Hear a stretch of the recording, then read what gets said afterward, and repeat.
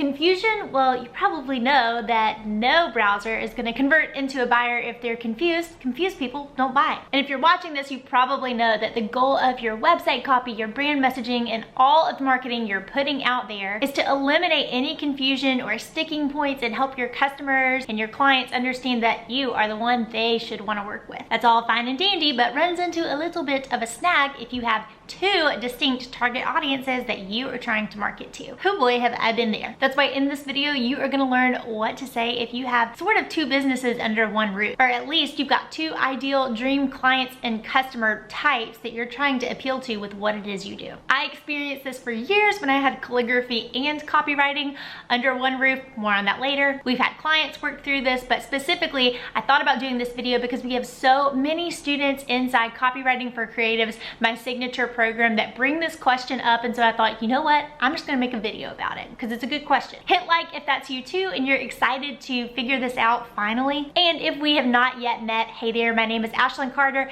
I'm a conversion copywriter and brand and launch strategist for creative entrepreneurs like you, because not knowing what to say shouldn't be the thing holding you back from making sales. I put videos like this out there every Thursday. You know what to do. Hit subscribe and the bell next to it so you don't miss out on them. And let's get into this. Step number one. Okay. For this training, I'm gonna do a little mix of over the shoulder, like plotting on a piece of paper in a sec, but I wanna explain the why behind the steps. So this first step, here's what we're doing. I want you to figure out the what they're buying and the why they're buying for one either side of your business or one target audience. So we're just zooming in on one thing right here. I'm also starting out with the understanding that you know copywriting is vitally important for the life of your small business. I've done so many videos on that, but let's hone it in on this side, because I've said before in trainings that everybody, no matter what we're buying and what we're selling, we're all buying or selling people a better version of themselves. So even when I'm at the grocery store and I'm trying to decide what brand of chips I want, I'm buying a better version of myself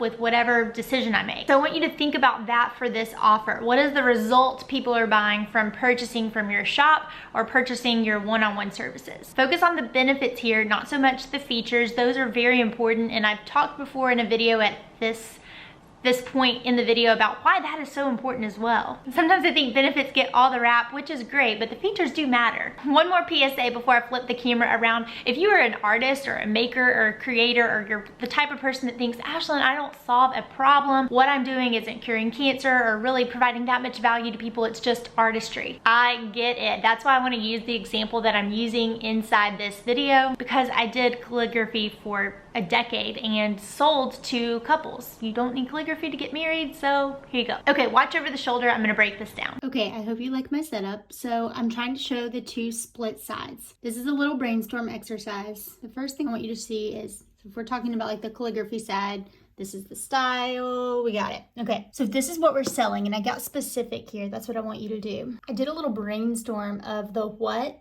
they're actually buying, custom, done for you physical writing services, what it's for, typically a once in a lifetime event. They're getting full in-house work here. They're getting everything from edge painting to reception work, vellum, seals, stamp curation, all that kind of stuff. Then I wrote down some reasons of why this may matter to the customer, to the buyer. Now, all of this you're going to get from all of that client and customer voice hacking that you are doing. I talked about that in a recent video, but that's going to be the first part of the brainstorm, okay? Just doing one side of the business, thinking about the what and the why. Okay, let's do the other side. So yes, my CFC students and alum, you know your onlyness factor. Your onlyness factor goes into this too. I want you to write that down for this piece that we're looking at in your business. And after we've done one side, you guessed it, step 2 in this process is to zoom around, flip the pendulum a little bit, and we're gonna look at the other side of your business, the other target audience that you're working to market to with what you do, and we're gonna create this same sort of list for them. Okay, I'm gonna flip the camera around and show you this for the other side, but before I do, I hope that this exercise is letting the light bulb turn on for you about how much it takes to market to different things. And this is why niching is so important, or at least is going to accelerate your success. I love this quote from Maria Brophy. She says, some artists say they don't want to niche because they like creating a variety of themes and mediums and markets, and I get it, you don't want to be restricted. But if you want to sell your work to a high volume, you've got to choose a niche to focus on when you're marketing your art. Focus is necessary if you want to make a living through your work. It's going to be tough to be lucrative if you do everything. I've done videos before on niching, but I believe this so firmly. It's also very difficult to refer people to you if I don't know what you do or if you're a jack of all trades. This is why the name of this video wasn't if you have 3 target markets, because that's a lot. That's too many, at least when you're getting going. Sunny Lenarduzzi, I heard her say, niche down to blow up, and I think that is absolutely true. Okay, let's do the other side now. So talked about sales copywriting services here, and I won't get on my content writing versus copywriting soapbox right now, but I'm specifically talking more bottom of funnel type sales writing. So I wrote a little bit of the what they're buying with these services. Again, like I said, not the extended parts of the funnel, but really that bottom of funnel work. And then I wrote some of the reasons of why. Again, I would pull some of this from client and customer voice hacking. This is just an example brainstorm for you. But I'm going to fill out both of these sides. So I'm really splitting my brain. I'm not trying to, while I make each list, begin to make those correlations. That's going to be next. But I'm really at this point just trying to brain dump over here and brain dump over here, and then I can worry about connecting them later. Step number 3, what we're gonna do now is what I'm gonna call the umbrella strategy. We're gonna do the umbrella strategy and see if we can land on at least 3 messages that we want to try. So at this point, you've got those 2 lists on 1 sheet of paper on either side, and maybe you wanna draw a little umbrella in the middle. Now we wanna see what parallels and what could go under the same messaging umbrella.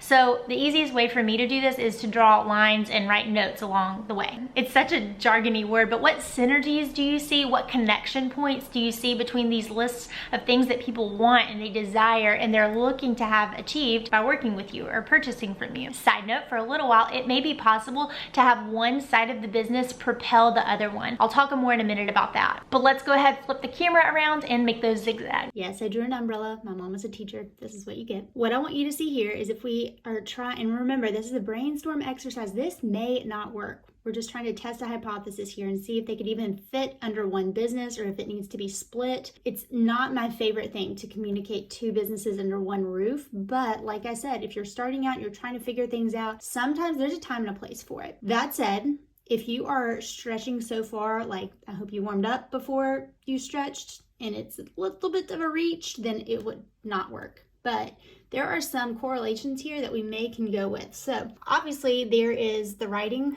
portion, like that's obviously a big one. They're buying words and writing with both of these services. They manifest differently, obviously. They're buying done for you work. And then there is this element, one thing I always talk about with my services is like if my clients can't reuse the sales copywriting I do over and over again, you may have heard me say sustainable marketing before, that I'm doing it wrong. So there's that element in correlation to both sides as well. If we come down here, there's something to the experience of either the guests or the people interacting with the brand that I could look at. If they're outsourcing this, they're a busy person, but details matter. That could be a correlation that I could play with. There's something to the fresh take to, you know, traditional work or styling. And over here, there's the element of this is a fresh take on like old school principles that we know work. So those are some initial messages that I can see if I can pull into one type of headline. I know I've talked about headlines in other videos, but I hope that helps you understand a little bit how you can start to figure out if 2 seemingly disparate sides of a business can be under one roof. Okay, that brings us to step 4. You're gonna test and pivot if needed. So now you have these 3 messages that you may wanna try. This is why I love copywriting for creatives and the copybar community so much, because it is most helpful for you to be able to try out the messages on people and see if they even resonate. Does that make sense? I hope you have somewhere to do this before you spit out messages on the internet or update your whole website copy. Figure out first, does it even work? Ask people you trust if this is confusing to put these 2 things under this one message. Trust me, they'll tell you. And be prepared to hear the truth. People will be honest in telling you if it works or not. I've stayed out so far in this video of sharing my story, but like I said, I had calligraphy and I also had copywriting. And for a long time, I told myself that no one would ever buy copywriting from me if I severed off the calligraphy side of my business, because I wanted to work with makers and creatives and artists and that kind of person, because I sold something, calligraphy, that people could, like I said, get married and didn't really need. And so I knew what that felt like, and I just figured no one would trust me to help them write their sales copy if they didn't know that I knew their struggle, because I'd done it for years. I let that hang up keep calligraphy in my business for probably longer than I needed to, until I was finally ready and I said, you know what? I can get people to trust me regardless because I know what I'm talking about when it comes to copywriting. And so I removed the calligraphy side. But for years, as I was trying to figure out where my place was in the industry, what kind of business I wanted to have, I did have to have two sides to my business under one roof. And that's why I don't tell people right off the bat, especially as they're getting started, I don't say you have to pick one and go, because for a little bit, the business is throwing spaghetti at the wall and trying to figure out where is the U-size gap in the market, what do people want, and where does that overlap with what you're good at and what you actually like to do.